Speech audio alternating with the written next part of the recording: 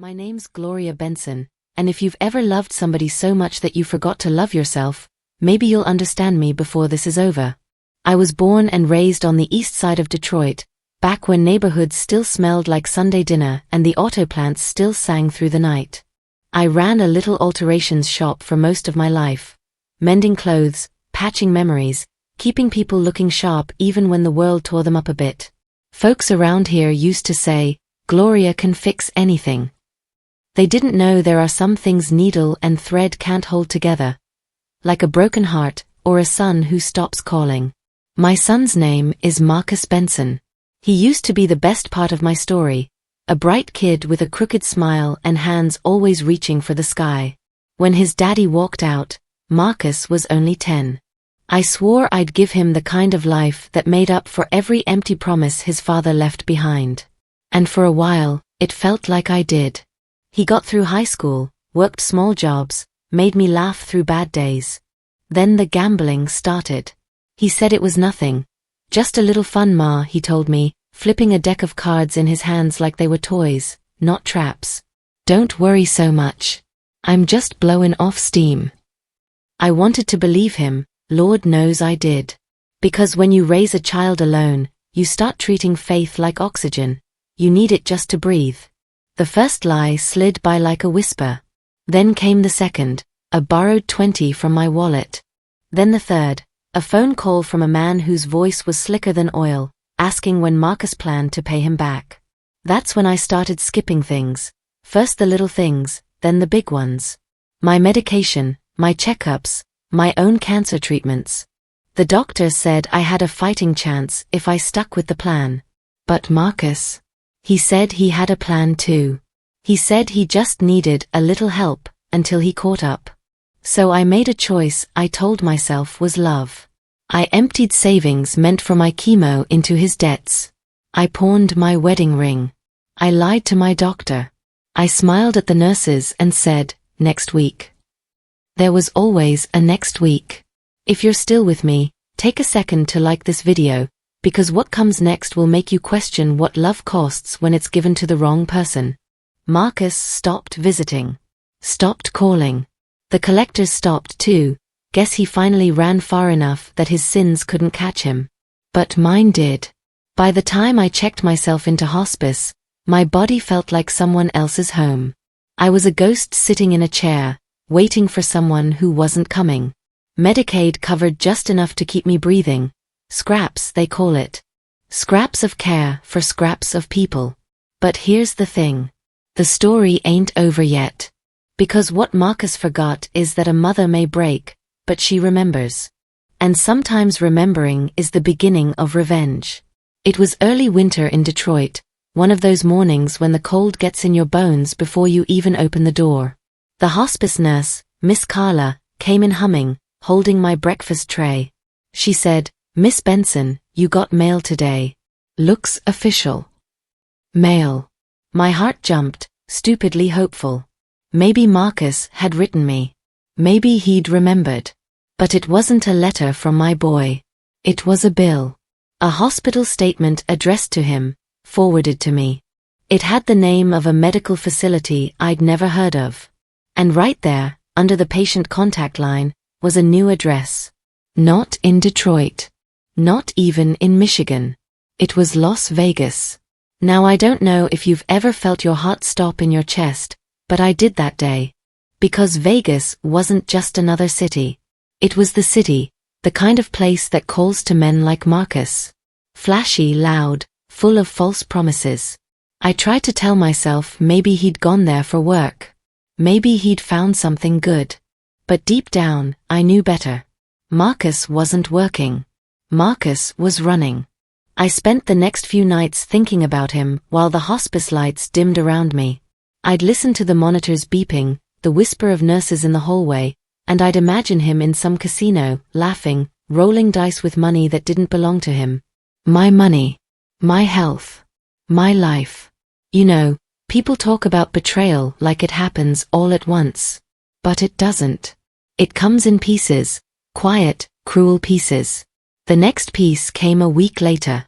Carla came in with her tablet, scrolling through social media. "Look at this," she said. Somebody tagged a local news post. "Big poker tournament in Vegas." And there he was. My Marcus. My baby. Dressed in a tailored suit, gold chain around his neck, smiling like the world belonged to him. The caption said, "Rising star Marcus Benson wins local poker league." The world went silent. The room, the machines, even my pulse, all quiet. He looked healthy, whole, and happy. I wanted to scream. But instead, I just stared at that picture. I zoomed in on his eyes, the same eyes that used to look at me when he'd say, "Mama, you're my hero." I whispered to the screen, "Was I your hero when I was selling my chemo pills to keep you out of jail?" That night, I couldn't sleep. My mind kept circling back to all the little things, the lies, the phone calls, the way he avoided looking me in the eye before he vanished. And then I thought of something, a memory. A month before he disappeared, he'd brought over a duffel bag. Said it was full of old clothes he didn't want anymore. I'd tucked it under my bed in the hospice room, too tired to check. It took everything in me to lean over that night, pull the bag out, and unzip it. Inside were clothes, yes. But at the bottom, hidden under an old hoodie, was an envelope. It was thick, rubber-banded, and smelled faintly of smoke and cologne. I pulled it open and saw money. Lots of it. Thousands. There was also a folded receipt. A deposit slip with my signature forged on it. I remember whispering, "Oh Marcus, what have you done?" He hadn't just taken my savings. He'd taken my identity. He was still using my name to open accounts, to move money, to feed his gambling. That's when something broke inside me, quietly, like a thread snapping. For weeks, I'd been telling myself Marcus was lost, that he'd come back when he found himself. But that night, I realized something hard and sharp. Marcus hadn't lost himself. He'd sold himself. And he'd used me as the down payment. I sat there holding that envelope, the monitors ticking beside me like a metronome counting down time I didn't have. And then a thought hit me. If he could forge my name, maybe I could use that against him. I'll tell you right now, that was the first spark of what I'd later call revenge. But it wasn't born out of hate. It came from love, the kind that had been stretched and twisted until it turned into something unrecognizable. I held that envelope like a live thing, the bills fanned out like a confession. My hands shook, not from the chemo or the hospice bed, but from a heat that had nothing to do with sickness. It was fury and grief wrapped up so tight I could hardly breathe.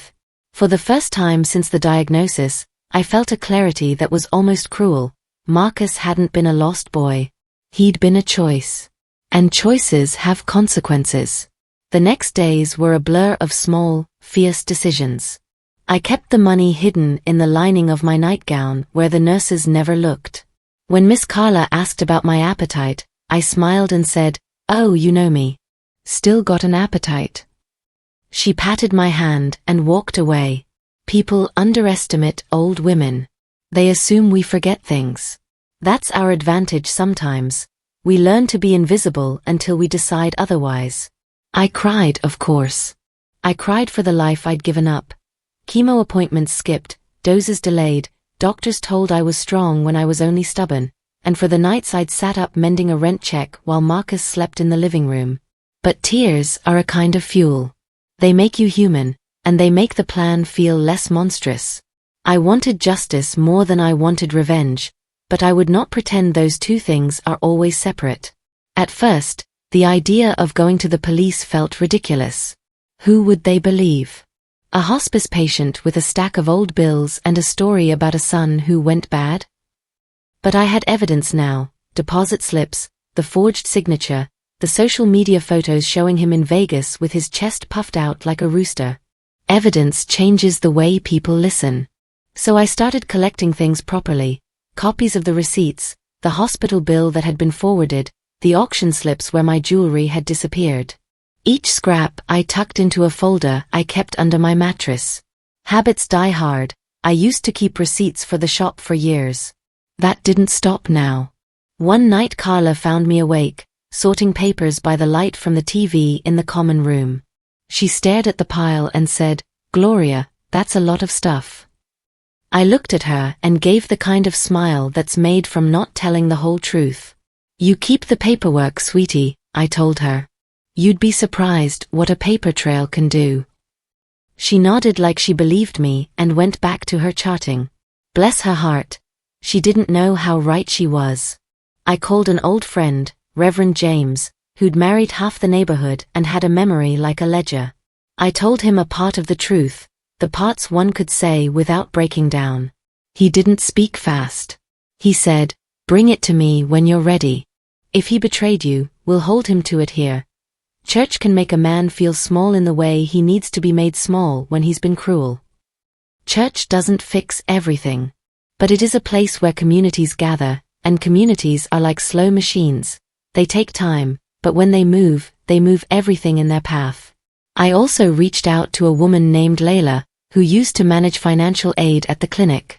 She was the kind of person who saw numbers like maps and could point to where a lost dollar went. I took her a pastry and she took one look at my deposit slip and frowned. "This doesn't line up," she said. "Someone started routing funds away." She leaned in and whispered, "I can help you trace this, Gloria, if you want." I wanted everything. I wanted the truth, plain and loud. I wanted my name cleared and my dignity returned. In the quiet nights, I rehearsed conversations in my head. Not the dramatic confrontations you see in movies. Those are for people who have energy to burn. I rehearsed the kind of conversation that makes a man face facts, gentle at first, then unrelenting. "Why did you let me pay for your sins?" I'd say. "Why did you forge my name?" I imagined him squirming like a boy caught stealing candy in the grocery aisle. But real people rarely respond to imagined speeches.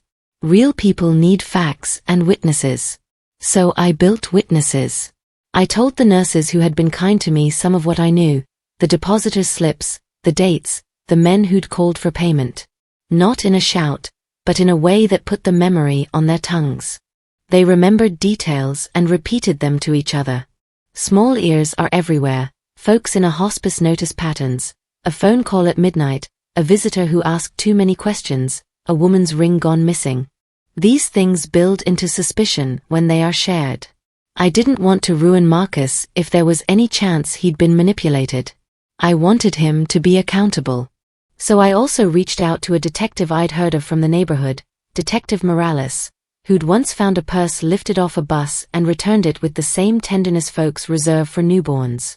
He listened without spectacle. I laid the deposit slip on his desk and told him what little I could without letting fear fray my voice. He didn't promise fireworks. He promised procedure. The world is a bureaucratic thing when you strip it of drama, reports, interviews, subpoenas. I liked the steadiness of it. It felt right. There were nights when the anger took over and I imagined darker things. I'll not pretend I didn't picture him with nothing and ruin in his eyes. But I don't think revenge has to be violent to be brutal. There's a justice that is quieter, built of exposure and accountability, and that is what I started to want. I plotted ways to make the truth unavoidable. Not by lying or forging, God forbid, but by making sure the proof found the right hands, the bank, the prosecutor, and the people who had cheered him on when he strutted into poker rooms wearing my jewelry. Sometimes plotting felt like planning a small harvest. You cannot steal grain from a field without knowing which scythe to use and which barn to go to. I learned who to call, who to email, which old friends of Marcus would still answer their phones. I wrote letters, clear, factual notes, to the bank's fraud department, the hospice's legal advisor, and the Veterans Aid Office, because part of Marcus's story touched the VA benefits we'd been told he'd sent. I requested records the way a baker requests flour, plainly and with patience. I also began to use what I have always had, story. The shop had taught me that people listen to stories because stories are how we prove things to one another. So I told my story, softly, to people who mattered. At the barber's, at church, in the mechanic's office where old men drink coffee and curse the government. I didn't shout accusations, I shared a history. "He's my boy," I'd say, letting the crowd fill in the rest of the sentence themselves. People are not cruel by default, they are curious. Curiosity, properly nudged, becomes support.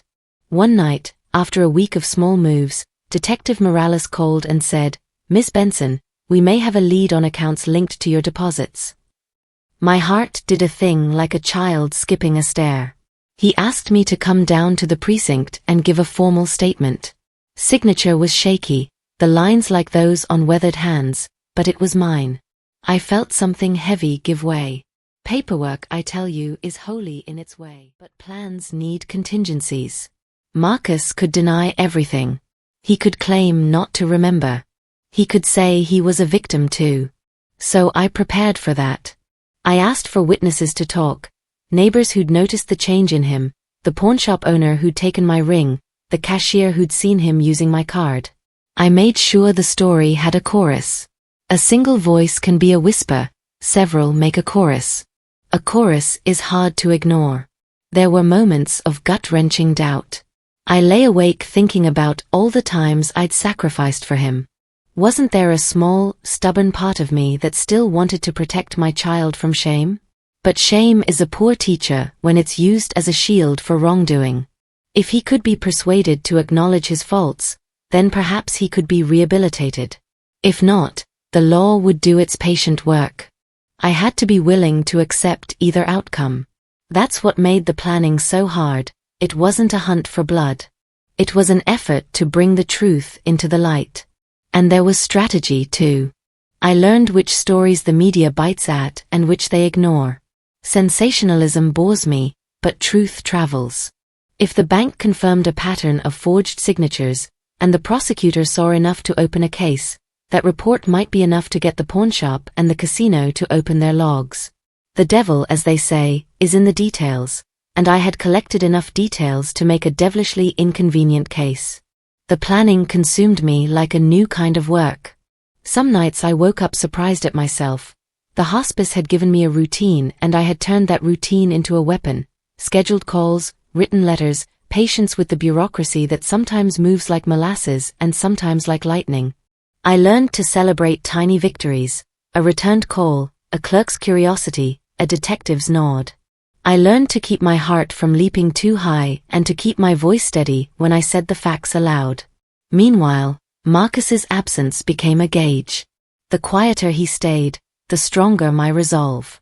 If he wanted to come clean and help fix this, he had a way to do it. If he wanted to keep hiding, then the law would help me pry his secrets into the daylight.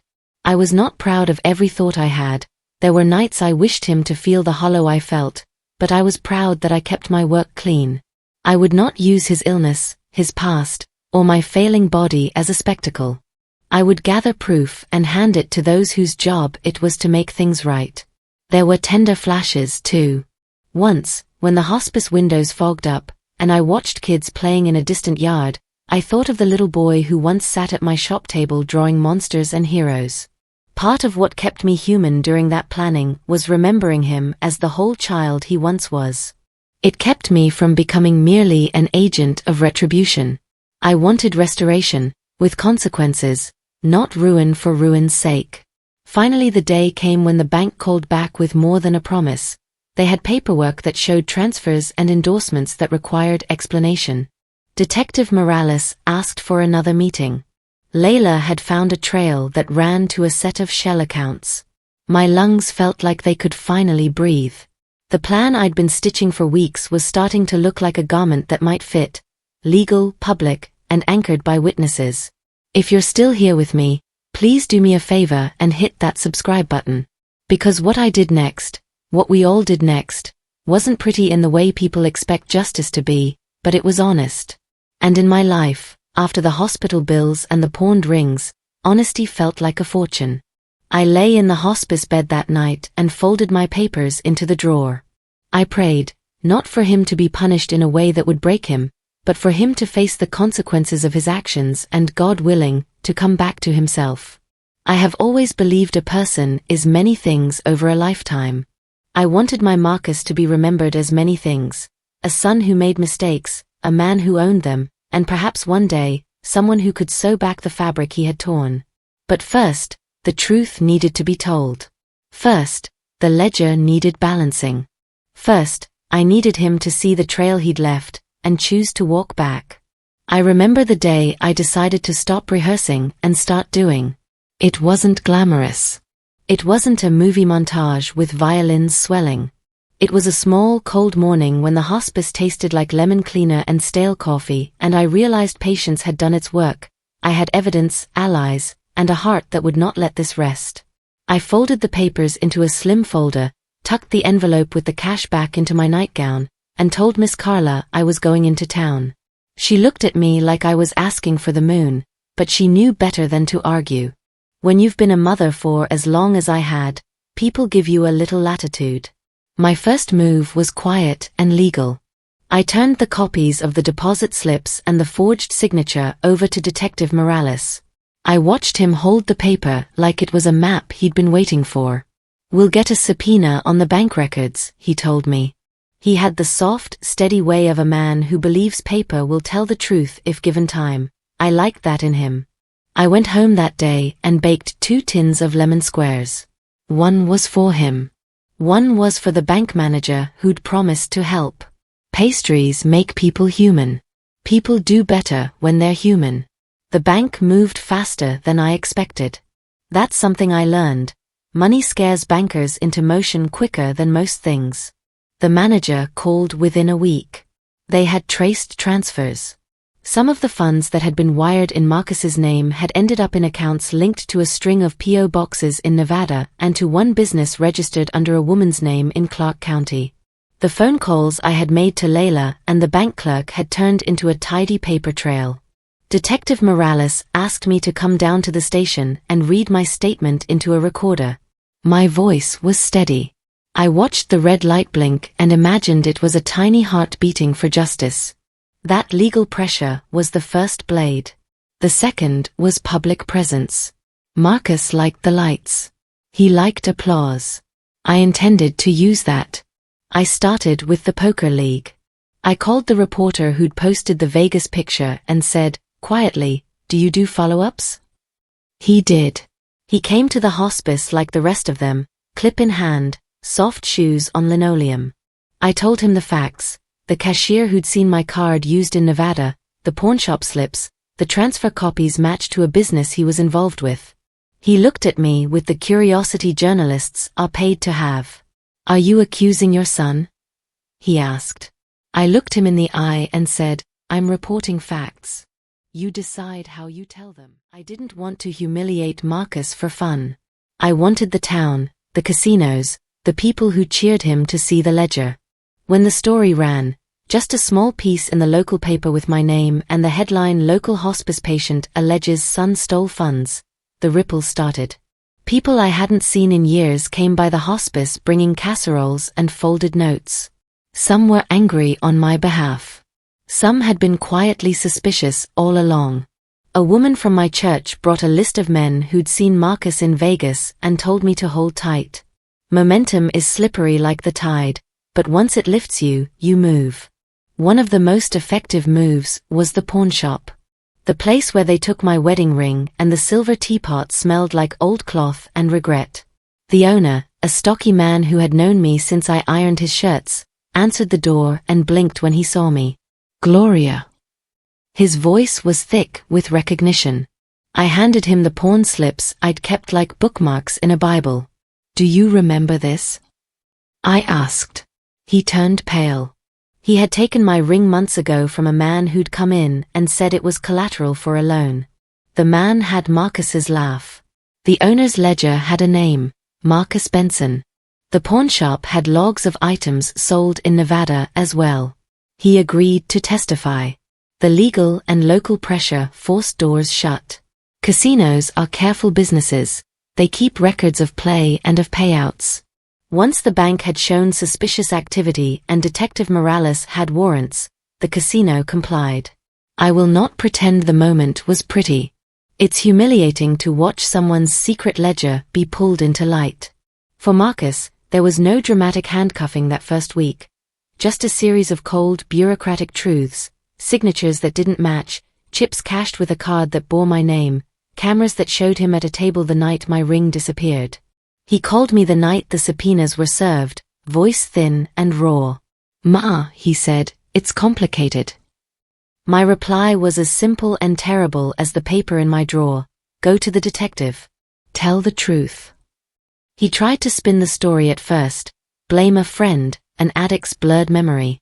But people who live loud lives rely on the fact the world will keep applauding. Once the applause faded, the truth had room to breathe. I watched him shrink a little on the news feed while I sat in my pajamas, folder in my lap. There's a quiet cruelty to watching someone you loved become a subject under the glass of public opinion. I don't pretend to be proud of that feeling. I am proud I held to the facts. Meanwhile, I had another plan that was less about the law and more about community pressure.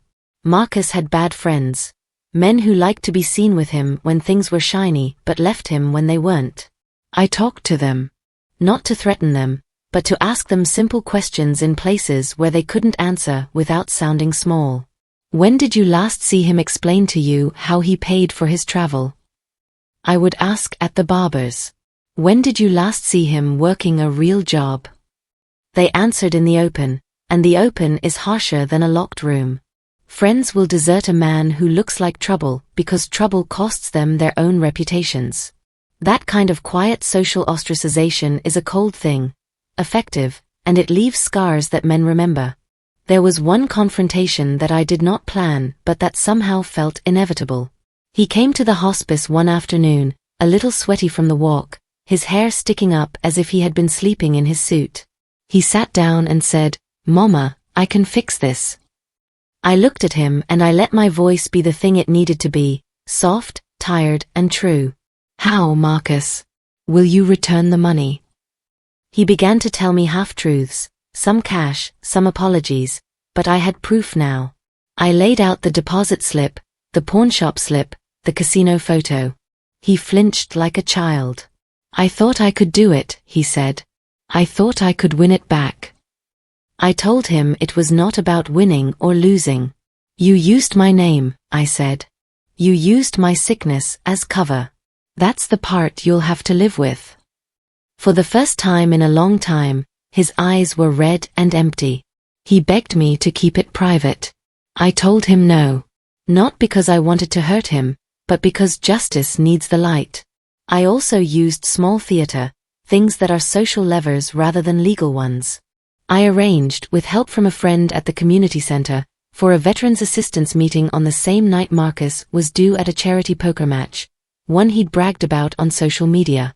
I asked a reporter to stop by, not to make spectacle, but to ask simple questions about ethics and stewardship of funds.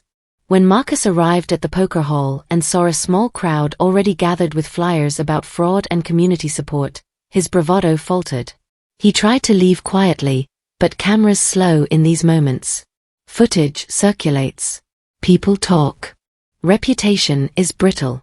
There were moments I feared everything would simply break him beyond repair.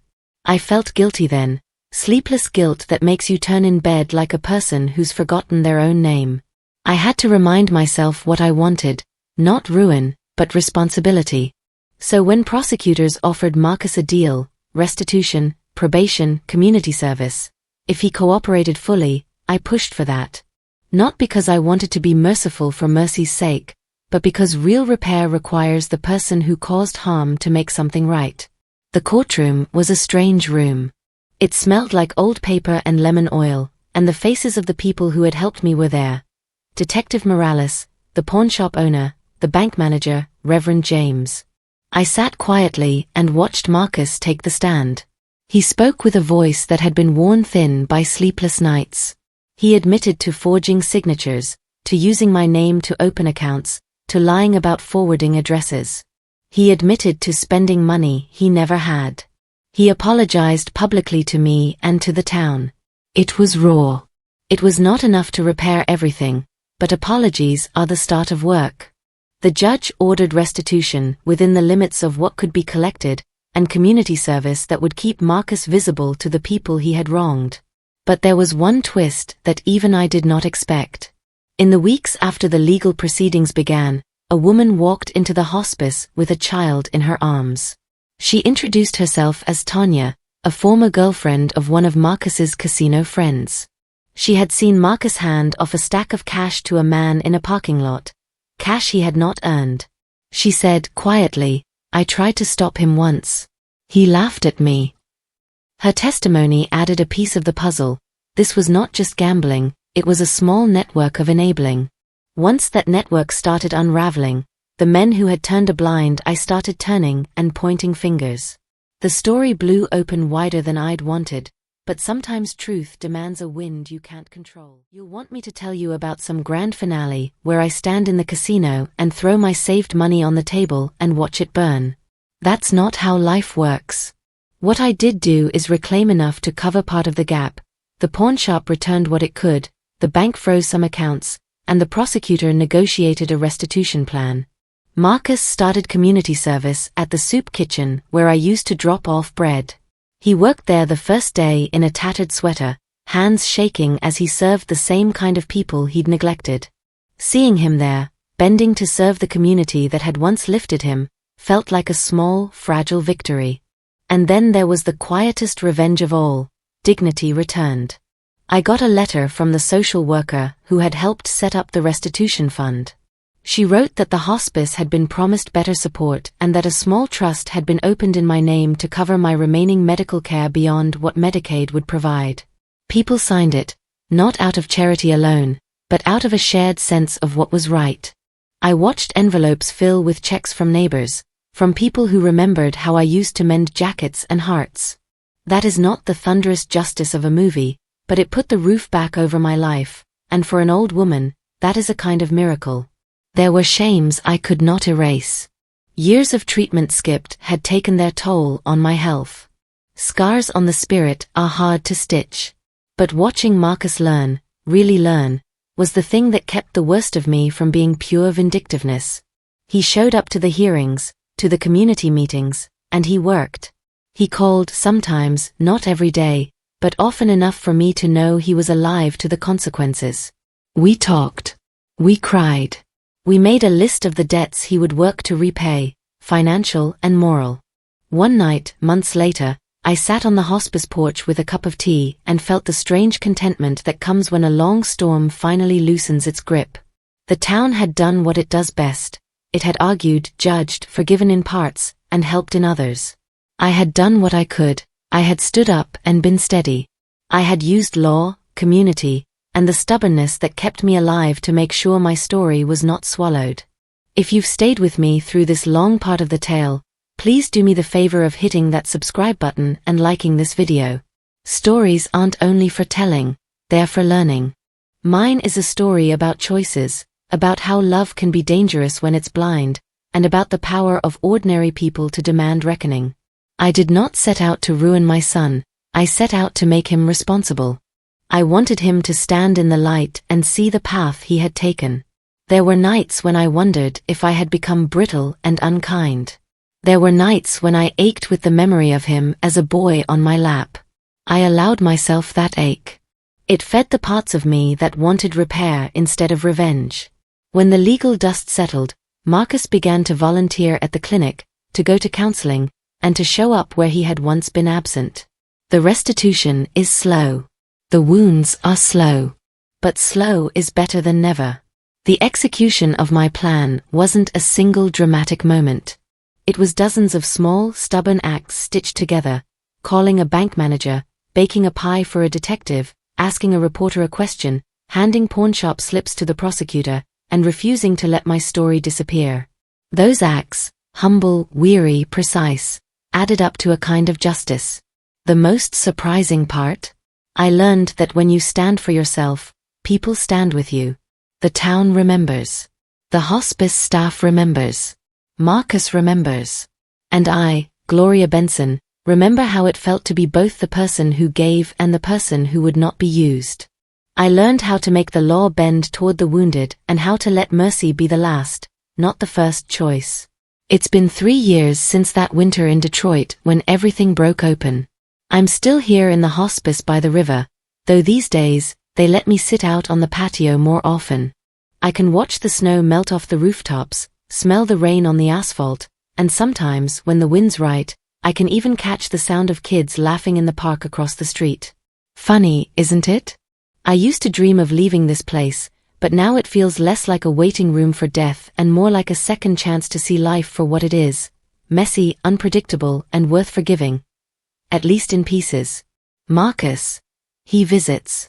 Not as often as I once hoped, but enough for me to believe he's trying.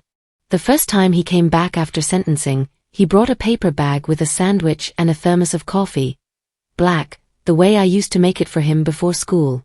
His hands trembled when he poured it, and he spilled some on the tray table. I didn't scold him. I just smiled. "You still can't pour worth a damn," I said, and he laughed. A small, honest laugh, the kind I hadn't heard in years. He told me he was working at a local shelter, part of his community service. "They let me cook breakfast for the residents," he said. "Sometimes the food's not great, but they eat it anyway." I told him that's how love works.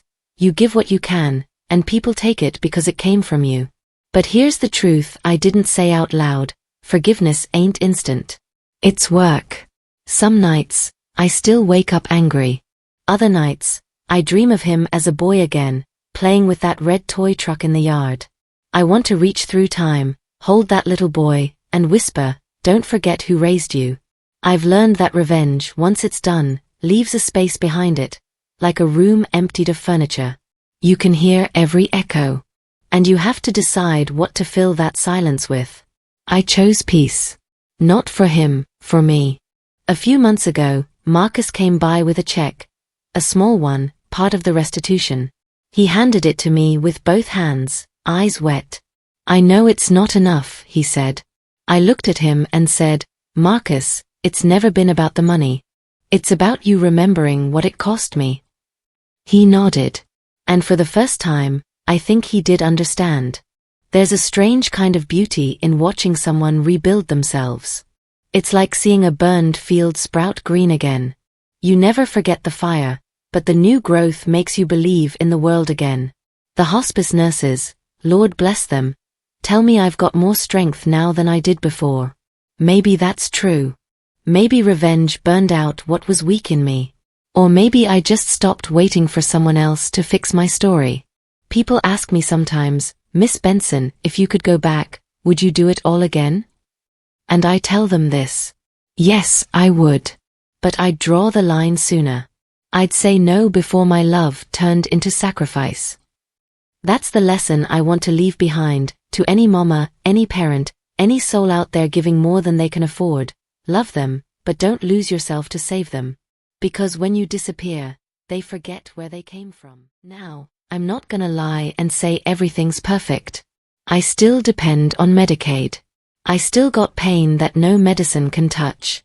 But I've also got dignity again, the kind that comes from standing up for yourself when the world tells you to sit down.